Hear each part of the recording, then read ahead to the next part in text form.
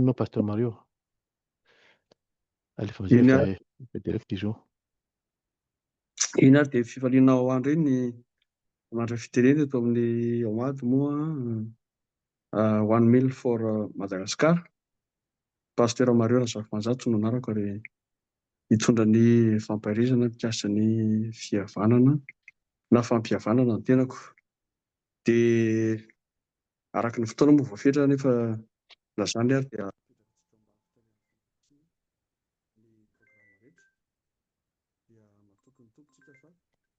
ito Andriamanitra miaraka amintsika raha eo misaotra sy miterana izy fa eto ianao ary ianao nametraka teny ao am-bavako ho an'ny vahoaka malagasy rehetra maneran-tany ary fandretritana tanteraka no andorako tena mba ho ampiasainao amin'ny fitaovana rehetra manoloana sy ny zava-misy iainanay amin'izao fotoana izao ary amin'ny anaran'i Jesosy Tompo nanovako izany vavaka izany. Amen.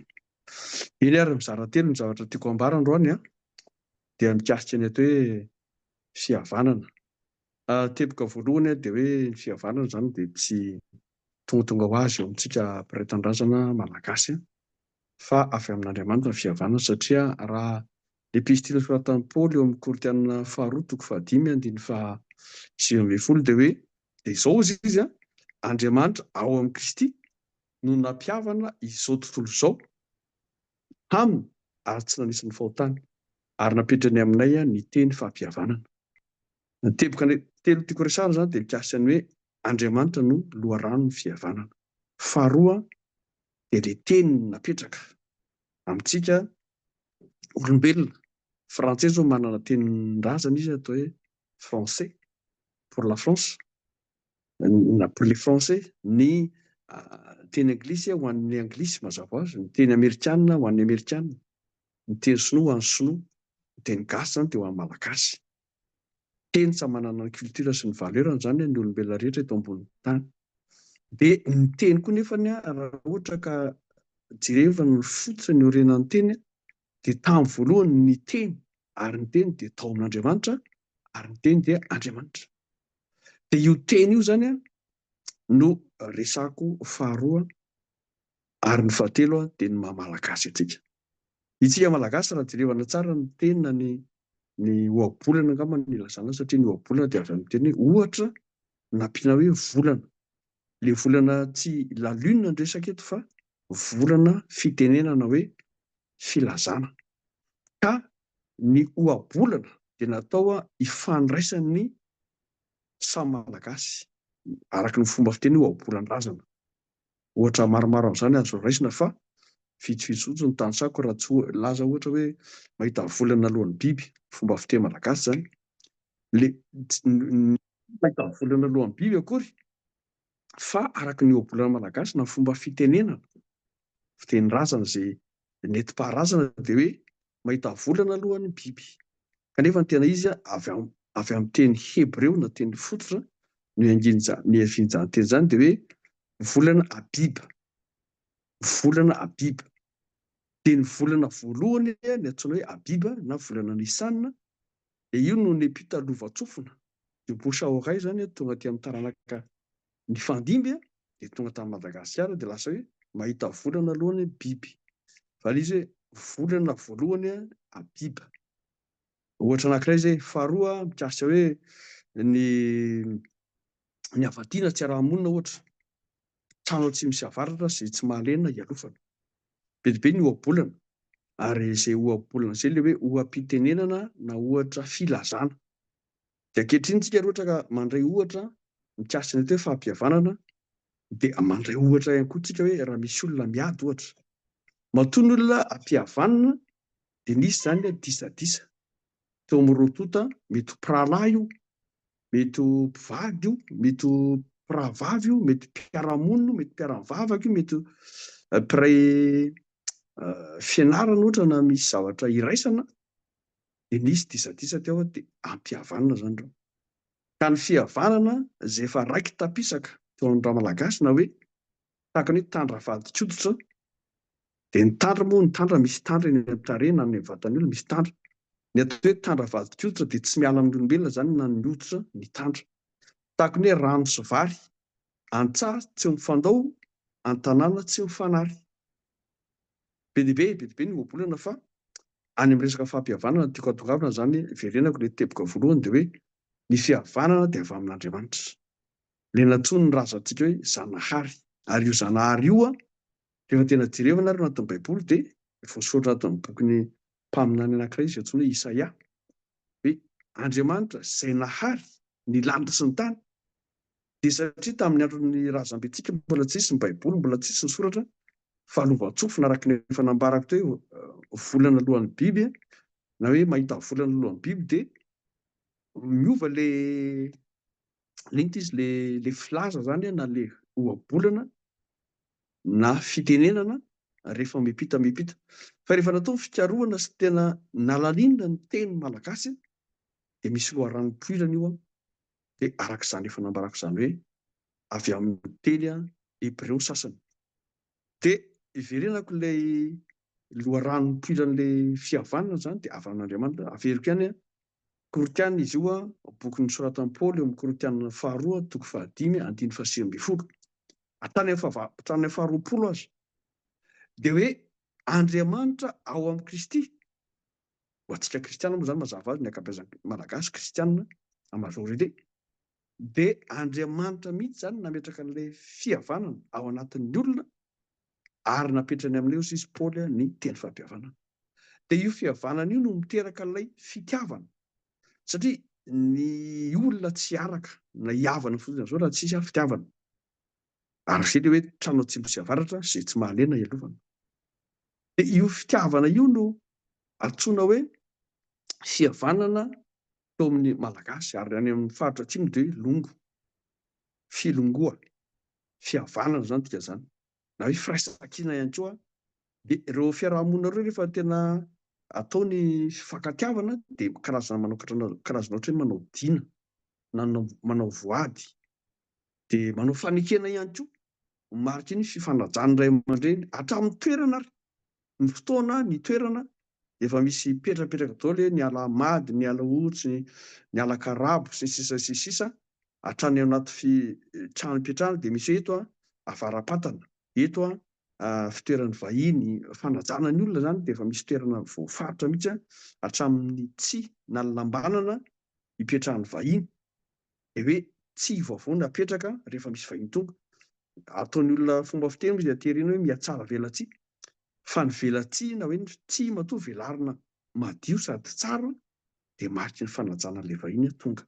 Satria ny malagasy dia mipetraka amin'ny tany milambanana dia eo ambonin'io tsihy malalaka be sy madio eo koa mbola apetraka koa ny lambanana na hoe tsihy fihinanana sakafo. Dia izany rehetra izany zany dia hoe rehefa tonga amin'ny sakafo dia misy ny atao hoe nofon-kena mitam-pihavanana.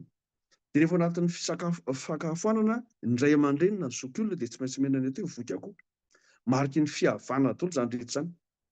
Dia raha misy zao ny disadisa ohatra nahady amin'izao fotoana izao moa tsika dia manao nahady mangotrakotraka na ny iraisam-pirenena. Raha tsika mahafantatra ny zavatra misy any Ukraine sy any Israel dia raha tsika mahafantatra ny zavatra misy raha tsy Madagasikara tsika izay samy malagasy tsika no miresaka.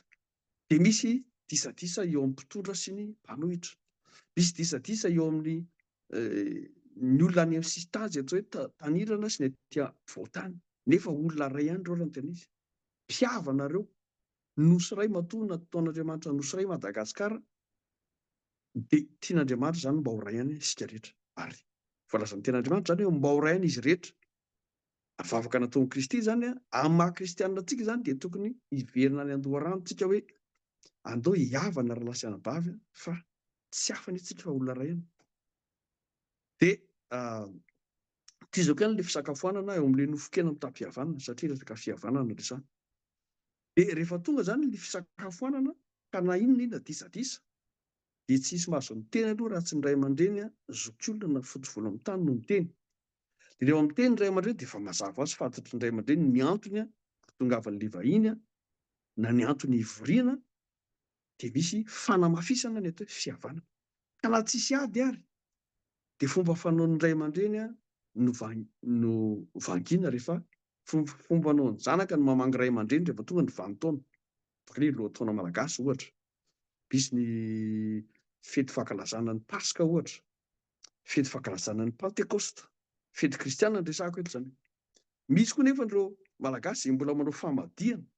Any amin'ny famadihana dia hoe ny antony anaovana famadihana dia mba hatsiarovana ny razana na ny ray aman-dreny izay niteraka.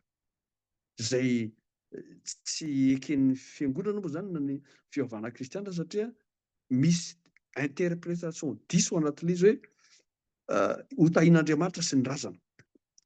Ny razana dia tsy mitaha fa Andriamanitra sy ny razantsika, izay tompoiny razantsika, ilay Zanahary, izay nahary ny lanitra sy ny tany, voalaza ao anatin'ny bokin'ny mpaminany Isaia moa zany araka nambarako teo fa tsy toriteny akory ny atongavako eto fa nazava leto hoe fihavanana avy amin'Andriamanitra.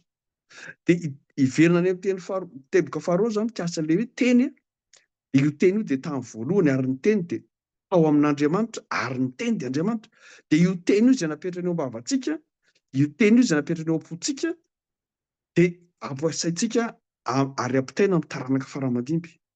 Voalaza any amin'ny testamenta any zany hoe ho ampianarinao ny zanakao sy ny zafinao na ao an-tanàna na ny ivelany na mandeha na matory na mitoetra dia ampianaro tsara ny taranaka zany. Dia rehefa tafita zany ilay fampianarana dia ilay zaza moa mianatra, tsika rehetra io samy mianatra dia lasa amin'izay tsy mikaroka boky makany amin'ny biblioteka mandalina histoire na tantara dia mahita amin'izay tsika fa aia avy amin'Andriamanitra ilay fihavanana. Dia io fihavanana io no mitoetra ao anatin'ny razam-bentsika hatramin'izay mandrak'ity ny androany dia tokony tsy ho ravana izy io, tokony ho soatoavina. Izany hoe soatoavina zany dia hoe zavatra soa hajaina, fa tsy hoe ny razana ray aman-dreny ny razana satria lasako razana ny ray aman-dreny, fa tsy midika akory hoe mitahy ny razana. Fa raha ohatra ka ny razana mitahy dia ny kambotiny no sambatra indrindra. Fa firy moa ny kamboty sy manano tena sahirana dia sahirana ohatr'izao. S dia S, sahirana dia sahirana. Ka ireo olona sahirana dia sahirana ireo no tokony sambatra indrindra raha ohatra ka mitahy ny razana na ny maty. Kanefa dia misy olona mbola miziriziry hoe izao ny teny maty, tsy maintsy ekena ny teny maty, fa Andriamanitra anie izay nanery tena dia maty koa izy teo ambony hazo fijaliana, kanefa nitsangana tamin'ny maty. Zay ilay kristianina zay. Ka raha olona natsoina tamin'ny anarana maha-kristianina zany dia efa voarakitry ny tantara zany fa ozy ny ten'Andriamanitra hoe raha ny oloko izay natsoina tamin'ny anarako no avy hanery tena sy hivavaka, hikatsaka ny tavako, hiala amin'ny ratsy fanaony dia hiaino azy any an-danitra aho, hamela ny heliny ary hanasitrana ny tanany. Dia ao ilay famelan-keloka izay zany tena ilana ilay fampihavanana. Mila famela-heloka. Tsisy olona tsy miady. Ozy ny ohabolana malagasy hoe tsisy izay tsy miady ozy izy fa izay tohifo mpamosavy. Ilay olona tohifo zany dia olona tsy mahay mamela heloka, tsy mahay manao pardon. Ary zay ilay tokony ampianarina ny mpitondra na ny mpanao politika hoe mila famela heloka ianareo. Ary ny zavatra misy dia eo mety ihany ilay famelan-keloka rehefa tonga ny fotoana mifamadika palitao zareo sy ny sisa. Fa ny tena indrisy sady mampalahelo zao misy kristianina indray tsy mety mahay famela heloka. Dia izay indrindra mahatonga an'ilay resaka fampihavana zany androany hoe tokony mahay mijery an'izay soatoavina malagasy itsika hoe lim-pihavanana malagasy. Aleo malagasy very tsy kalakalam-bola. Na ho alain'ny olona daholo ary ny volamena sy ny volafotsy ny tsy haiko intsony izay ho alain'ny olona tsy maninona zany. Fa ny fihavanana kosa dia tsy tokony ho ravana. Ny indrindra loko politika, ny indrindra fiream-pinoana mandresy lahatra ny olona tsirairay avy ao moa sasy ilay tsy manaiky raha tsy mamadika satria mankatony ilay razana sy manaja ny ray aman-dreny efa maty. Fa zazany raha ny anjara fitenena kosa amin'ny mampanompon'Andriamanitra zao fihavanana olombelona amin'Andriamanitra velona. Efa maty izy, efa nitsangana tamin'ny maty, dia izay fitsanganany amin'ny maty mihitsy ny tokony hialantsika amin'ilay lolopo na fakamangidy zavatra mampalahelo, manafitoana, fandao adiovina ny foa hisorona ny fangidina anaty dia famela heloka. Tsisy izay tsy diso anie, tsisy izay tsy diso. Ary tsika olombelona miloloha lanitra mety ho lela mandeha tany, mety ho potraka, fa ny fandeferana dia anisany ohabolana malagasy hoe fola mandefitra tahaka ny tsy ozy izy tsy tapaka fa afaka ahintsy ihany rehefa tena misy zanatra tsy mety. Ka ny ray aman-dreny dia efa nametraka da amin'ny fiainany maha ray aman-dreny azy dia hoe mianatra ray aman-dreny dia tahaka ny tsipakom-balahy mavoa mahafaty fa tsy mavoa mahafanina. Ny anatry ny ray aman-dreny na ny tso-drano koa avy amin'ny ray aman-dreny dia tena tso-drano misy teny tsara azo lasaina amin'ny teny frantsay bénédiction. Izany hoe rehefa tsofina rano zany ny olona rehefa nambady nandeha hianatra nandeha mpita ranomasina na misy zavatra ho atao dia tsofina rano ary tso-drano zava-dehibe. Ny tso-drano dia zava-mahery ao malagasy ka izay tso-drano zay dia misy teny mafonja misy teny misy hasina dia io rano io no itsofana rano ary tena maka rano mihitsy ny ray aman-dreny dia atao anatina vilia. Ny sasany asiana volafotsy mihitsy ao anatin'ny vilia vola be reny na rehefa volafotsy dia alaina ny rano dia afafy tso-drano satria tso-drano zava-mahery. Misy ray aman-dreny be zay tany aminay dia nazy tena sotroiny mihitsy ilay rano dia tsofina amin'ilay ankizy be dia be na izay olona tsofiny rano ao izy amin'io avy mihina paraky iry dia sasana ahotsakoina ny vavy dia miala ny tay paraky dia avao dia sotroina amin'izay rano dia fa ilay ankizy rehetra zay moa tamin'izany mbola kely dia tena mahatsapa hoe misy fiantraikany izany tso-drano izany. Ary hita ao amin'ny fiainan'ilay taranaka rehefa avy eo ilay tso-drano misy fiantraikany eo amin'ny taranaka malagasy. Ka au lieu dia ozina zany no azo vokatry ny ady tsy fankatiavana dia aloha tso-drano no atao. Ka na mpanao politika io miady na mpivady io na fianakaviana na mpiara-monina na inona dia fihavanana zava-dehibe eo amin'ny fiarahamonina ny fihavanana ary etsy anjara tena tokony soatoavina. Fa ny fahendrena kosa dia mitodika an'ilay mpampihavana voalohany indrindra dia Andriamanitra.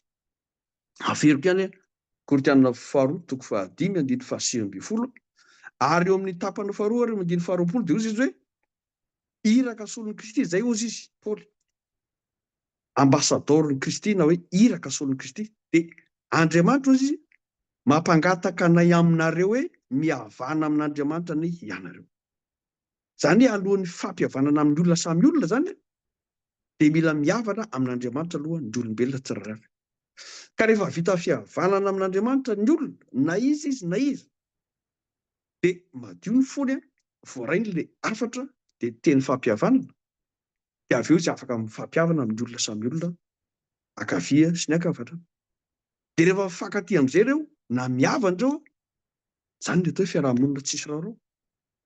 N'inona zavatra disadisaka mety tsy mifanarahana dia izay ny antony anatonana ray aman-dreny velona, ray aman-dreny mbola velona na dia efa antitra ary izy, mety efa fotsy volo izy, mety efa sola be ny lohany ka raha mbola ao ny sainy dia reny no mena hasina satria manakasina ny taranaka voafidy. Ary izay mahatonga antsika natsoina hoe manakasy. Manakasy satria ilay hasina mihitsy zany no lasa mirefarefa amin'ny tany rehefa lasa miakohoka any amin'ny tany ny olona ka mivavaka razana, mivavaka amin'ny maty. Firy moa ny olona mandeha makany am-pasana eo vao mitondra paraka sigara toaka dia miresaka amin'ilay maty eo. Le maty eo nefa tsy mahay ninina intsony, efa vovoka, tsy zatra hifandraisana intsony. Fa ho an'ny olona moa zany izay tsy mino an'izany dia misy zavatra miteny aminy eo ary eo mihitsy ny mila fantarina hoe tokony mihiratra amin'izay ny mason'ny malagasy amin'izao fotoana izao.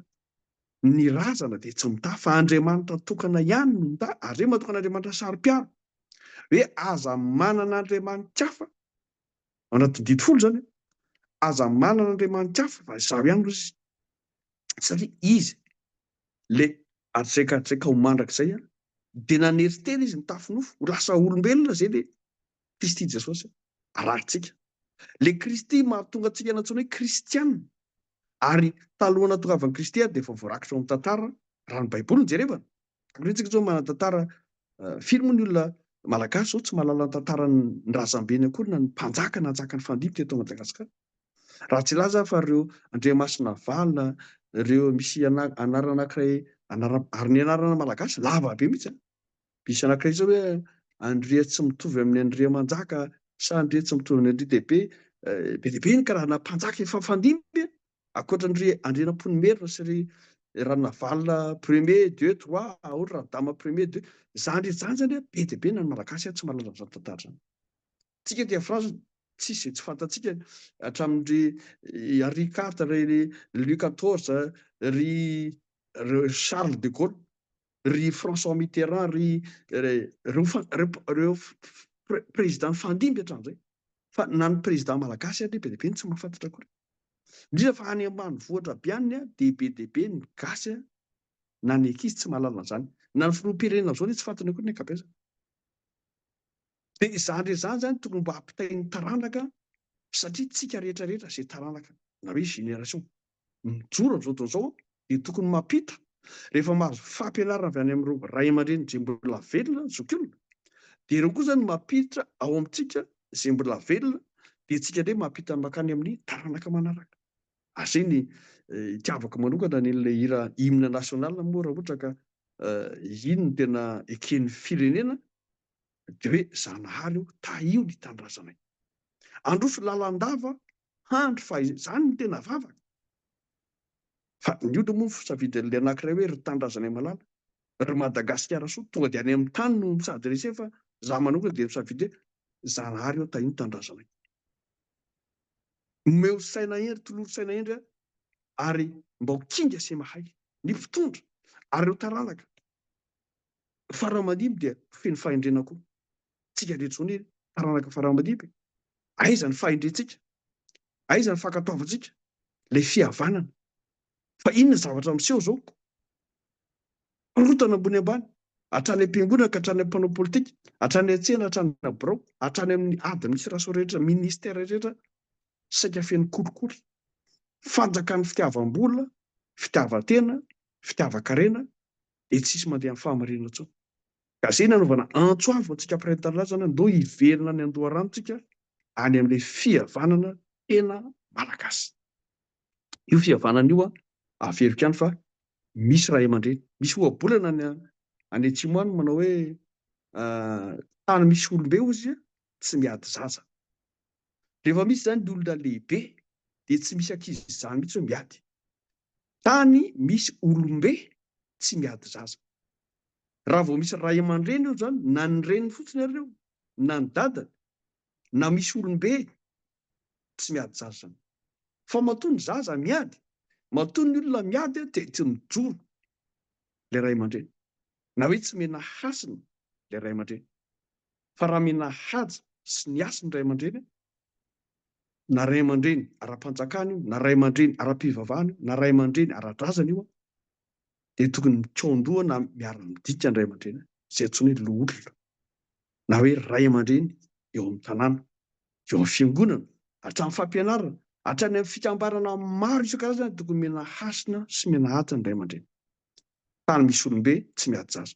Fa matoa miady zany ny zaza, matoa mikorotana ilay firenena, efa voalaza fa ny fanjakana rehetra miady hatrano dia tsy maintsy ho rava. N'inona nataon'ny olona? Izay ny tsy dia tiavako ny atao hoe demokrasia. Demokrasia zany dia avy amin'ny démon zany mialatsiny ampanao politika, fa raha misy ny tokony ampialina dia teokrasia, na hoe fahefan'Andriamanitra na ny fanjakan'Andriamanitra. Ary izay tokony katsatsika mianakavy raha tena mpahay tanindrazana antsika, raha tena tia tanindrazana antsika, na tia ny malagasy rehetra dia andao katsahana aloha atao hoe fanjakan'Andriamanitra sy ny fahamarinana fanampy antsika ny zavatra rehetra. Ary voalaza ny ohabolana zany, ohabolana toko faha 4 any angamba izy hoe andiny faha 4 raha tsy diso aho hoe ny fahamarinana no manandratra firenena. Nisy slogan laza be tamin'ny andron'ny professeur Jean Felbera sy ry Andriamantsatory Sara angamba izy zay hoe ety miakatra ity firenena ity. Entina miakatra firenena, miakatra makaiza nefa za firenena. Makaiza zao firenena, tsika miara-mahita.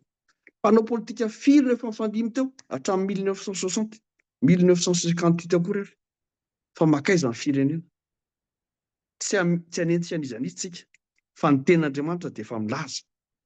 Fa raha izao izy ndraikita amin'ny fitiavana dia hanandratra azy ho any amin'ny hava.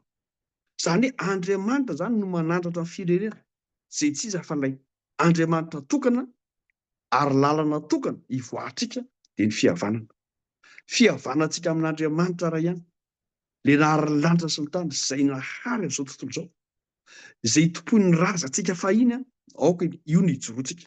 Ka ninona olana, ninona problema, ninona disadisa tsy mbola nahita mihitsy aho hoe tsy voavaha rehefa apetraka ao anaty an'Andriamanitra. Zay nahary lanitra sy ny tany, zay natsoka hoe zanahary. Fa tsy ny razana efa tsy mitady tsofa, efa matory izy a, aloha izy atory eo.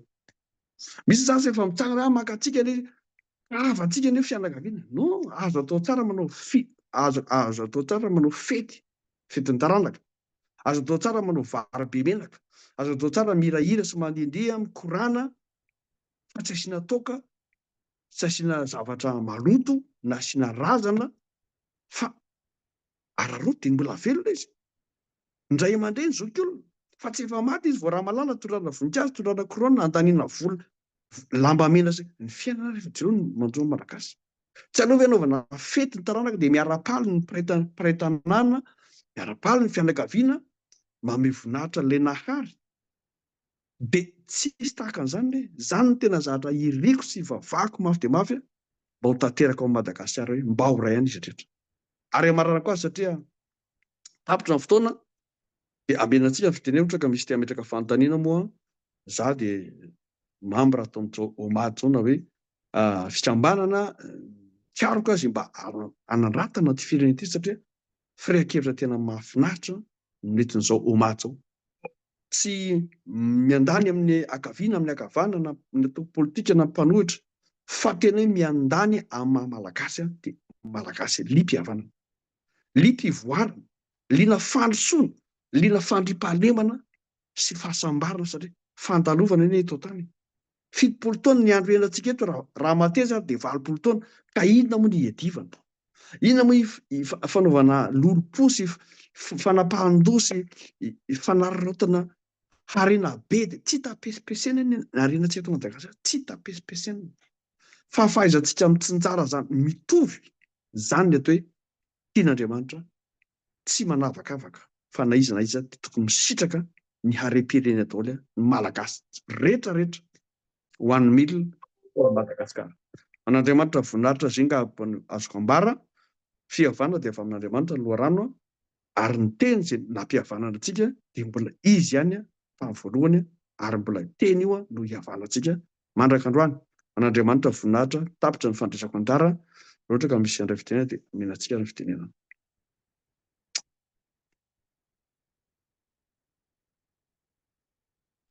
Eny tompoko.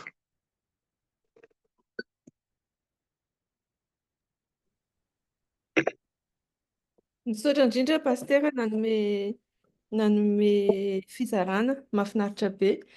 Andraso jerena ao amin'ny page raha misy olana anontany.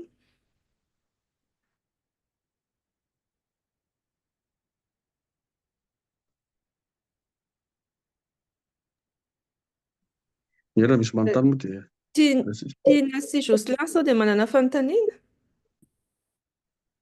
Miarahaba antsika rehetra aloha voalohany indrindra dia mankasitraka ny pasitera tamin'izay fanazavana momba ny fihavanana izay. Mety hoe tsy manana fanontaniana fa fanamafisana kely fotsiny sy filazana fahatsapana fotsiny hoe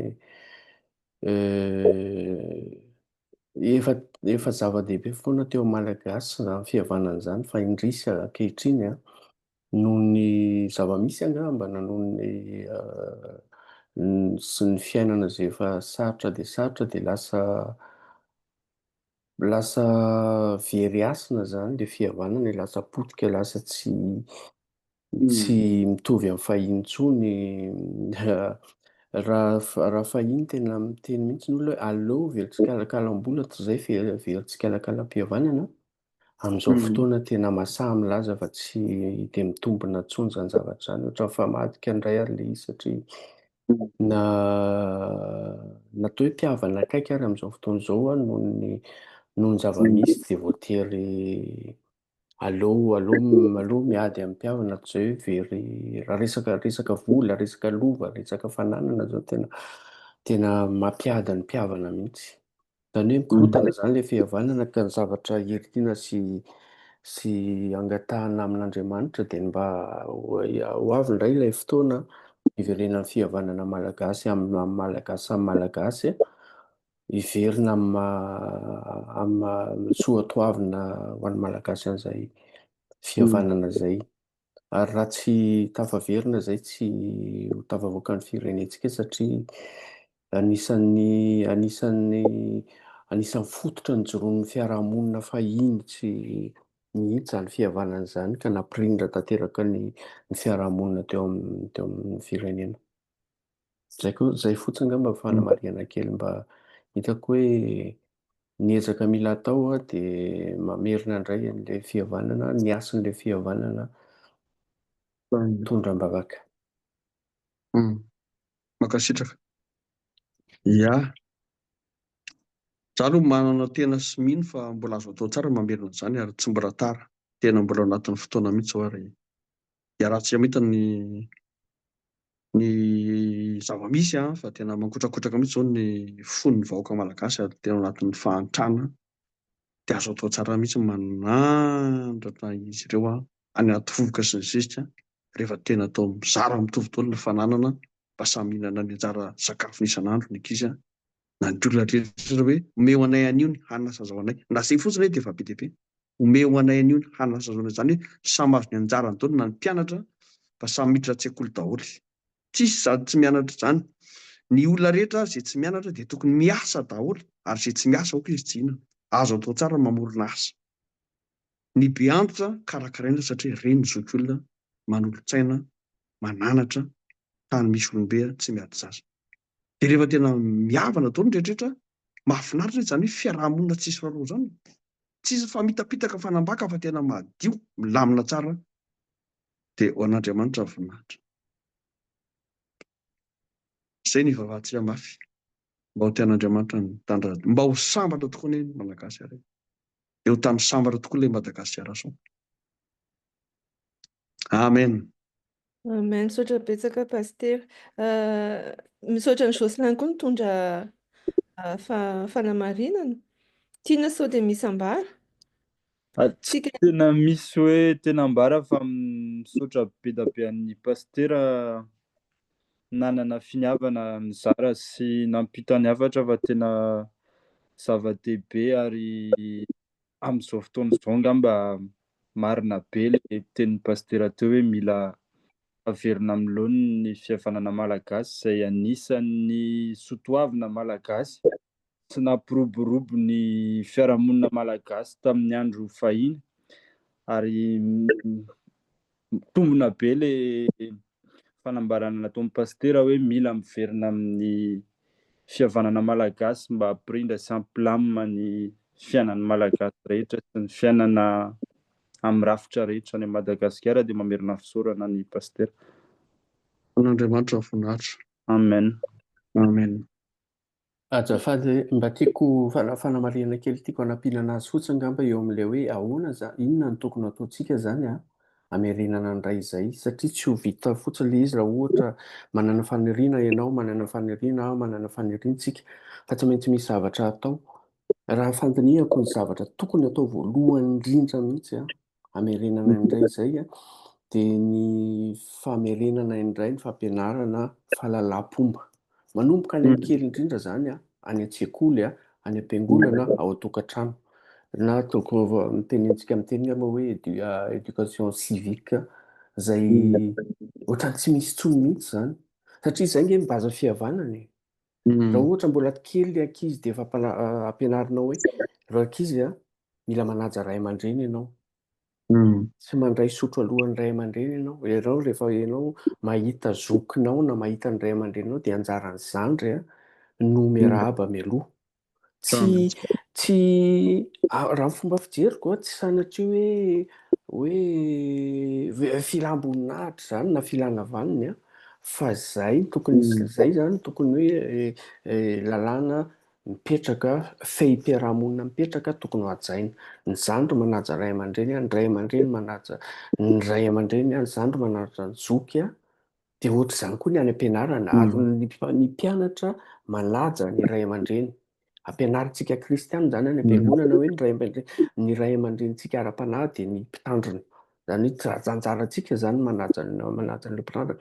Ka izay raha amiko zava-dehibe mihitsy no hamerenana indray. rehefa tonga le fotoana ahafahana mamerina azy dia ny zava-dehibe mihitsy ny hamerenana an'ireny izay éducation civique, fampianarana fahalalam-pomba, fampitana amin'ireo ankizy izay ho avin'ny ampitso, izay tompon'ny ampitso moa izany. Mila ampianarina sady izay fahalalam-pomba sy izay fahalalam-pomba izay bazin'ny fihavanana ihany koa. Amiko izany zava-dehibe izay zavatra izay tiako marihana kely fotsiny, mankasitraka indrindra tompoko. Ia, ilaona isaorana metraka izay fa mamaly ny fanontaniana fotsiny hoe inona ary izany ny atao dia ny atao izany dia ohatran'ny hoe manokatra zoom tsika dia asaina daholo ny mpiray-tanindrazana rehetra. Azo atao ilay izao manokatra zoom. Izay moa fa manao izany ao anatin'ny fikambanana AGP maneran-tany isan'andro. Misy fivoriana maraina, atoandro, hariva, alina, misy foana isan'andro. Ka dia manasa antsika rehetra koa atao amin'ny omady mba sokafantsika koa izay dia samy mamoaka ny ao anatin'ny fony tena atao toram-po mihitsy izy dia eto mifananatra, mifanitsy mariky ny fihavanana. Azo atao tsara mihitsy ny famaina heloka. Na dia tena hoe mpifahavalo tena mifanandrina ary tsy aleo hoe miresaka. Alamina ilay izy, toy izay hoe ndao hifamono, ndao hamoaka ny basy, ndao tena mampalahelo. Tsy fombantsika malagasy mihitsy izany miady izany. Tsika liam-pihavanana, liam-pihavanana. Dia izaho mino fa alefa ny tompona ndraiky izany nareo moa eo, izaho moa manaraka izay fandaminana ataonareo ihany fa vonona foana raha ohatra ka misy ny liana amin'izany sady gratuit ilay izy no tena soa ho an'ny firenentsika. Ray-tandrazana rehetrarehetra maneran-tany. Mankasitraka. Misaotra betsaka pastera voaray ny hafatra tena mahafinaritra. Misaotra koa Jocelyn nitondra ny sitina, nitondra teny, nitondra ina moa izany, nitondra hevitra momba an'ilay amalin'ny Jocelyn momba ny éducation civique sady manentana ihany nampanao concours éducation civique ny Omadiny Madagasikara ho an'ny ankizy manomboka amin'ny 1 ka hatramin'ny 17 taona dia hizara loka amin'ny oktobra. Dia ao anatin'izay mihitsy le resaka fihavanana, fifanajana, fanajana ray averiko eto ilay izy mba hanentana any Madagasikara fa mbola misokatra ny lalao hatramin'izao dia ao anatin'izay koa ao amin'ny Omady misy comité projet misahana ny tetikasa rehetra dia ao anatin'ny tetikasa le resaka éducation civique satria misy ny ao amin'ny fikambanana hoe projet non coûteux nefa ny misy impact dia resaka éducation civique ao anatin'ilay hoe non coûteux nefa misy impact dia eo an-dalana mametraka an'ilay izy mihitsy izay zao miaraka amin'ny ekipa any Madagasikara momba an'izay fa efa hivoaka tsy ho ela dia tsy maintsy anisan'ny tanjona ary tsy maintsy hotaterahana ao anatin'izany moa ny éducation financière koa fa ny éducation civique tena ao anatin'izany. Mankasitraka amin'ny fanazavana Mariana ary mahafinaritra be mino an'izany zavatra izany fa mirary anareo mba vita sosy hatratra ny tanjona tiana hotratrarina. Io tsy ho vita ndray andro i Roma ary tsy ho vita ndray andro ny hanaovany toe-tsaina mpiray-tandrazana amintsika fa mila fotoana ary mila faherezana ary mila tsikivy fa betsaka ny zavatra natao mahakivy fa tsy mila kivy, tsy mahazo kivy izany fa tsy mahazo manipy gant ozy ny vazaha izany fa maro ny zavatra azo atao ary maro ireo mpiray-tanindrazana miandry ny bitika kely izay azontsika hoentina. Ok, efa mifarana moa ny fotoana dia misaotra antsika rehetra dia misaotra antsika rehetra ao amin'ny tambazotra nanatrika, misaotra indrindra pastera tena misaotra eram-po eran-tsaina fa mamelona an'ilay fitiavana, mamelona an'ilay fifankatiavana eo amin'ny samy malagasy ny zavatra nentina ao androany. Misaotra ny tiana Jocelyn nanatrika teto kosa nitondra hevitra dia misaotra antsika rehetra nanatrika avy amin'ny tambazotra. Misokatra foana ny Omady aza misalasala mametraka fanontaniana raha ohatra ka misy fanontaniana tonga ao aorianan'ity fizarana ity dia mandray foana zahay. Mankasitraka Mankasitraka dia mirary soa rehetra.